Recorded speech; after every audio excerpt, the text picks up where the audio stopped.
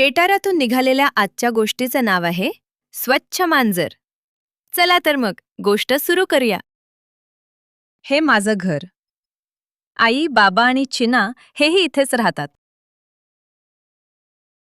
घरातली सगळ्यात चांगली खुर्ची ती माझी. पण मांडीवर बसायला आणखीच छान वाटतं, हो की नाही? चिना माझी एकदम जवळची मैत्रीण. ती शाळेतून येण्याची मी वाट बघते. पाण्याशिवायच मी स्वच्छ राहते. त्या टॉमीसारखी अंघोळ नाही लागत मला. श्श, सांगू नका हो, मी लपले आहे ते. 1, 2, 3, सापडला. बागेतून असा छान खाऊ आणला ना तर आई ओरडतेच. मला झाडावर चढता येतं, उड्या मारता येतात. इथल्या सगळ्या वाटा मला माहीत आहेत. शेजारी संजू राहतो, खोड्या काढतो सारखा.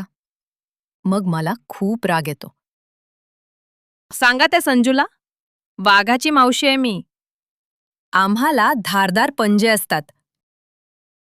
कधीकधी माझे मित्र रात्रीच्या वेळी खूप दंगा करतात, पण मी मात्र शांतपणे अंथरुणात असते.